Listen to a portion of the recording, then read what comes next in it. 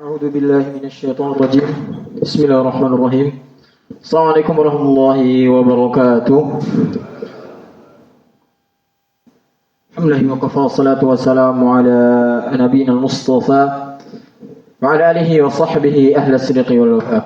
أشهد أن لا إله إلا الله وحده لا شريك له وأشهد أن سيدنا ومولانا محمد صلى الله عليه وسلم. اللهم لا سهل إلا ما جعلته سهلا وأنت تجعل الحزن إذا شئت سهلا. ربنا اشرح لنا صدورنا ويسر لنا أمورنا واحلل عقدة من لساننا يفقهوا قولنا. اللهم إنا نعوذ بك من علم لا ينفع ومن قلب لا يخشع ومن نفس لا تشبع ومن دعوة لا يستجاب لها.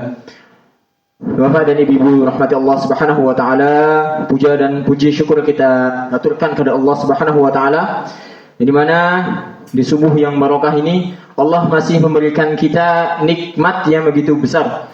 Nikmat yang sangat agung. Allah masih memberikan keimanan ke dalam diri kita. Allah masih memberikan kita hidayah untuk sama-sama menunaikan salat subuh berjamaah di masjid. Karena keutamaan subuh ini sangatlah utama. Kalau saya ngalamin ini soal 11. Maaf ya. Cek 1 2. Cek.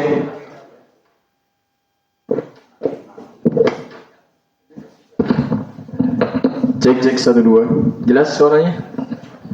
Ya di mana subuh ini merupakan waktu yang diberkahi Allah Subhanahu wa taala. Berapa banyak orang yang masih Allah berikan nikmat iman, Allah berikan nikmat Islam, tapi belum tentu Allah bangunkan di waktu subuhnya. Subuh ini termasuk waktu yang mahal dan waktu yang Allah berkahi dalamnya. Jadi nikmat yang patut kita syukuri bersama bahwasanya Allah masih berikan kita kesempatan untuk bangun daripada tidur kita. Berapa banyak orang yang malamnya tertidur, paginya tidak Allah bangunkan. Ya, patut kita syukuri bersama-sama. Alhamdulillahirabbil alamin. Salawat dan salam tak lupa kita curah limpahkan kepada qudwah hasanah kita yaitu Nabi Muhammad sallallahu alaihi wasallam dengan bimbingan beliau, kegigihan beliau dengan para sahabatnya. Kita pada saat ini masih menikmati agama Islam ini tanpa adanya kekurangan. Telah disempurnakan oleh Rasulullah sallallahu alaihi wasallam. Al-yawma akmaltu lakum dinakum wa atmamtu 'alaikum ni'mati wa raditu lakum al-Islam madinah. Islam sudah sempurna sejak adanya Rasulullah sallallahu alaihi wasallam. Maka dari itu, perbanyaklah salawat kepada Rasulullah sallallahu alaihi wasallam agar kelak suatu saat nanti kita diberikan syafaat oleh Rasulullah di yaumil qiyamah nanti. Amin ya rabbal alamin. Yang saya hormati takmir Masjid Al-Huda, yang saya kenal hanya Pak Toto namanya. Pak Toto doang ya. Kemudian kalau misalnya Pak Anto ya. Pak Anto, maaf tipe sedikit ya. Pak Anto beserta perangkat-perangkat desa yang lainnya dan juga para jemaah yang tidak bisa saya sebutkan namanya satu persatu tanpa mengurangi rasa hormat saya. Jadi Bapak Ibu sekalian, izin menyampaikan sedikit ya dari ilmu yang saya miliki. Sebelumnya mungkin sudah kenal dengan saya ya. Di flyer kemarin sudah ada nama saya. Cek bismillahirrahmanirrahim. Ya. Saya namanya adalah Wafi ya. Saya dari Pondok Quran Alima ya. Saya diminta untuk mengisi, sudah diwanti-wanti 1 bulan sebelumnya. Maka saya iyakan pada saat itu dan alhamdulillah Allah masih berikan kesempatan saya untuk mengisi di hari ini. Ya, nama saya Mas Wafi. Lebih enak dipanggil Mas sebetulnya. Kalau Ustadz itu kesana tua banget. Saya masih muda. Saya masih sepantaran sama di sini yang muda siapa ya? Ya, saya masih sepantaran sama beliau-beliau yang muda gitu ya. Saya belum terlalu tua. Jadi, insyaallah saya akan menyampaikan materi pada pagi hari ini, Bapak sekalian, tentang bahagia bersama Al-Quran. Ya, sebelum saya masuk kepada materi, saya menyampaikan keresahan kepada jemaah semuanya bahwasanya negara kita pada saat ini sedang tidak baik-baik saja. Belum kering air mata kita dengan tragedi pembantaian yang ada di Palestina. Semalam, kemarin malam, ada korban lagi yang meninggal. Tadi malam, ada lagi korban yang meninggal. Padahal ya Bapak Ibu sekalian, nyawanya seorang beriman itu mahal di hadapan Allah Subhanahu wa taala. Karena kenapa? Kata Rasulullah itu apa? La zawalud dunya ahwanu indallah min qatl mar'in muslimin. Bahwasannya harga yang harus dibayar karena ada satu orang beriman yang mati fi sabilillah di jalan Allah, ya.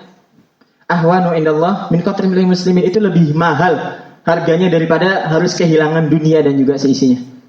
Jadi kita itu sangat menghargai nyawa seorang muslim. Yang lebih lucunya lagi, yang membunuhnya juga orang-orang muslim. Kita dibenturkan oleh namanya aparat, ya. Sebenarnya kalau saya tidak ada amanah pagi ini untuk mengisi ke sini, saya akan berangkat. Sekarang teman-teman saya, ya, itu masih sebagian besar ketahan, ya. Wallahi tergerak karena iman. Karena kenapa? Kata Rasulullah, afdalul jihad indallah kalimatul haq inda sultanil jair. Jihad yang paling tinggi di hadapan Allah Subhanahu wa taala adalah mengatakan kalimat yang hak di atas penguasa-penguasa yang batil. Di atas penguasa-penguasa yang zalim. Kalau misalnya ada pemuka agama diam, ya, dibilang ustadznya terlalu pasif, ustadznya nggak ngerti namanya hak dan batil. Ustadznya gerak, dibilang ustadznya radikalis. Resah sebenarnya saya. Saya diam, saya salah. Saya gerak, saya salah. Maka itu Bapak sekalian, sadarkan kepada diri kita bersama bahwasannya apa yang menjadi tanggung jawab kita sebagai warga negara Indonesia junjung tinggi. Karena kenapa? Diamnya kita sama dengan setuju dengan yang namanya kebatilan. Ya. Dan juga saya ingin menyampaikan salah satu hadis dari Rasulullah sallallahu alaihi wasallam. Sayati alaikum zamanun al-qabidu ala dinihi kal-qabidi ala al-jamri. Akan datang suatu saat nanti di zaman kalian orang yang memegang agamanya dengan teguh, kal-qabidi alal jamri. Dia seperti memegang batu bara di atas tangannya. Bisa dibayangkan Bapak Ibu sekalian, fitnah akhir zaman ini sangat kejam. Orang berpegang teguh dengan agamanya yang baik dan benar, itu kena fitnahnya. Jadi kita minta perlindungan kepada Allah Subhanahu wa taala, semoga Allah selalu menjaga negara kita, semoga Allah selalu menjaga masyarakat ini selalu damai dan aman dan tentram selalu. Baik, sebelum saya mulai, saya minta tolong pada jemaah yang ada di depan ataupun di belakang, dirapikan softnya terlebih dahulu. Saya minta tolong diangkat tangan sebelah kanannya. Diangkat tangan sebelah kanannya, jangan tinggi-tinggi, belum mandi bau ya. Jangan tinggi-tinggi, minta tolong dipegang pundak teman yang ada di sebelah kanannya. Sambil dipijit-pijit yang enak. Ya. Nggak boleh ada yang ngantuk ya pokoknya. Saya ngomong panjang kali lebar nggak didengarkan, sama saja. Dipijit yang enak. Nanti kalau misalnya temennya enak, itu bisa dikontak di rumahnya, minta tolong waktu tambahan buat dipijit gitu ya. Silakan dipijit yang enak. Pokoknya harus enak. Kalau nggak enak saya tungguin sampai selesai juga nggak apa-apa saya di sini. Harus enak. Ya. Kalau bisa temennya sampai bunyi, berarti pijitan sampean bagus. Ya. Sekarang dipupuk. Dipupuk sambil bilang, wahai sahabatku, wahai teman-temanku, semangat ya. Kita cuma capek di dunia, tapi berpahala di surga. Wahai teman-temanku, jangan sedih ya. Kalau ada yang gibahin, kalau ada yang ngomongin, kita omongin balik. Enggak, jangan. Yang sabar ya. Oke, sudah? Sekarang gantian. Tangan kirinya diangkat. Kurang lama. Nanti waktunya habis. Ini saya dikasih waktu sampai jam berapa? Setengah. Jam 7 monggo antum di sini, saya pulang. Silakan tangan kiri diangkat, ya. Sekarang pegang pundak teman yang di sebelah kirinya, dipijat terlebih dahulu. Ya. Itu kalau ada yang itu habis ini suruh istirahat aja nggak apa-apa. Tandanya masuk angin, ya. Yang enak pokoknya. Udah? Dipijit. Sambil bilang, wahai sahabatku. Ini kalau bapak-bapak agak gengsi gimana gitu ya. Agak tensin nih. Wahai sahabatku. Wahai teman-temanku. Wahai bolo-boloku. Ingat ya. Kita berteman di dunia, bertetangga di surga. Wahai temanku, agar silaturahmi tidak terputus, pinjam dulu dong 100. Ya baik, cukup insyaallah ya, sudah segar ya. Bismillahirrahmanirrahim. Wassalatu wassalamu ala Rasulillah wala haula wala quwata illa billah. Allahumma la sahla illa ma ja'altahu sahla wa anta taj'al hazna idza syi'ta sala. Allahumma 'allimna, Allahumma faqihna fid din wa 'allimna ta'wil amin amin ya rabbal alamin.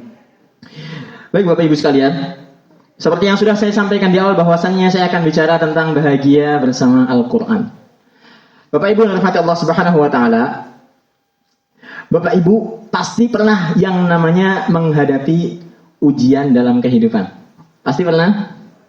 Terutama ibu-ibu, pasti itu ujiannya banyak. Di rumah ketika baru nikah suruh ngapain? Suruh ngopeni rumah, suruh jagain rumah. Anak sudah lahir suruh ngapain? Menyusui. Ya, sudah besar sedikit suruh ngapain? Ngedidik. Udah ngedidik besar lagi suruh ngapain? Ini ibu-ibu nggak kelihatan jadi saya nggak bisa interaksi langsung ya. Terus seperti itu. Yang bapak-bapak ketika kecil dimarahin sama orang tua. Besar sedikit sekolah dimarahin sama guru. Ini paling kencang gitu ya. Pengalamannya berarti relate ini. Sudah besar sedikit dimarahin sama bini. Kerja salah pun dimarahin sama bosnya. Itu namanya ujian kehidupan tuh pasti ada. Dan kalau memang kuncinya tidak mau diuji di dunia, maka mati saja. Dunia ini tempatnya diuji. Dunia ini tempatnya Allah menguji suatu hamba sebagaimana Allah ingin mengangkat derajat hamba tersebut. Tapi uniknya Bapak Ibu sekalian, ujian yang Allah hadirkan dalam hidup kita, ya, itu semuanya sudah Allah jawab dalam Al-Quran. Pernah Bapak Ibu sekalian ada masalah pelik, gak selesai-selesai masalahnya. Nyoba pengen sekali sholat 2 rakaat, buka Al-Quran, dibuka mushafnya, dibaca Al-Quran, dan juga terjemahnya. Kok kayaknya relate ya sama kehidupan saya?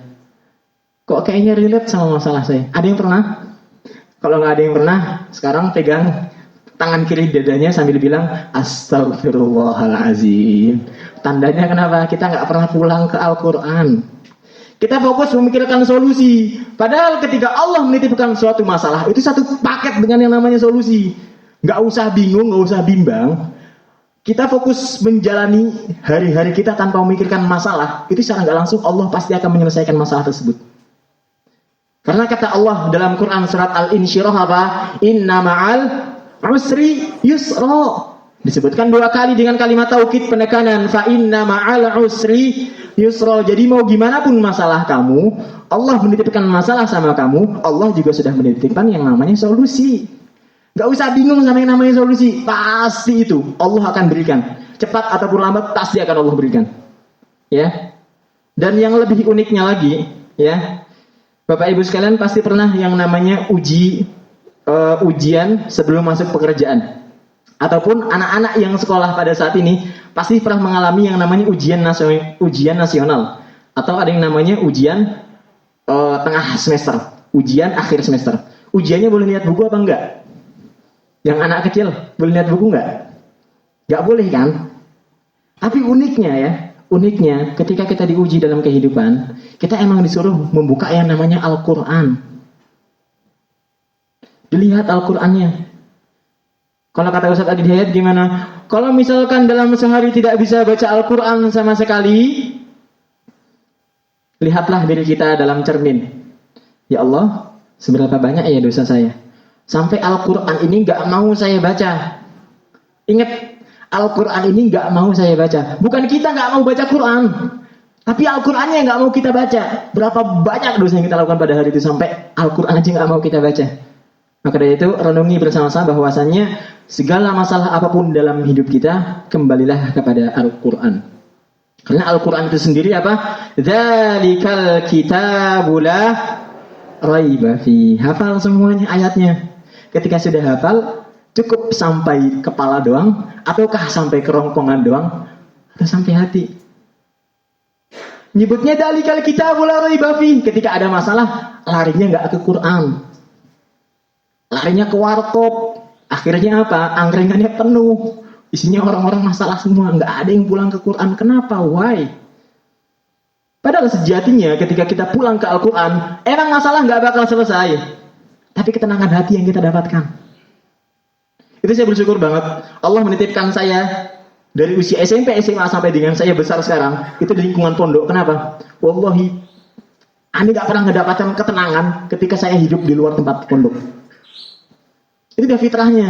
Gak mungkin namanya Allah ini nitipkan kita sesuatu tempat yang mulia, bisa-bisanya kita maksiat di dalamnya, gak mungkin. Jadi Bapak Ibu sekalian, ya, dengan kita balik ke Al-Quran, setidaknya masalah kita tidak selesai, tapi Allah memberikan ketenangan. Al-Quran dibaca itu mendapatkan ketenangan, ketika didengarkan mendapatkan keberkahan. Saat saya nggak bisa baca Quran, belajar. Saat saya udah tua nggak bisa belajar, paling minimal kalau nggak bisa baca Quran, nggak bisa belajar Quran, dengarkanlah Al-Quran.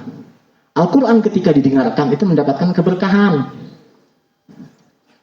Ulangi kalimat saya bersama-sama. Al-Quran dibacakan, mendapatkan ketenangan. Al-Quran didengarkan,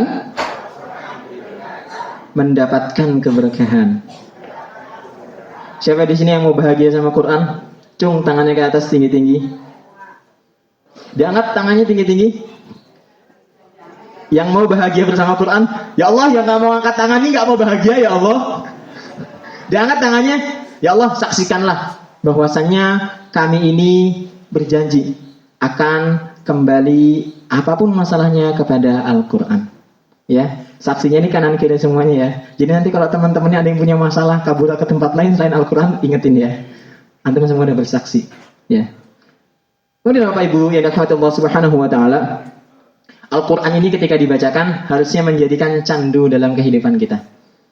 Dulu sahabat Umar bin Khattab, tahu Umar bin Khattab? Yang tahu siapa Umar bin Khattab? Kenal Umar bin Khattab? Kenal. Kalau tahu, kalau kenal yang enggak, kita nggak pernah kenalan sama Umar. Saya tanya sama Bapak Ibu sekalian, siapa namanya Bapak Umar bin Khattab?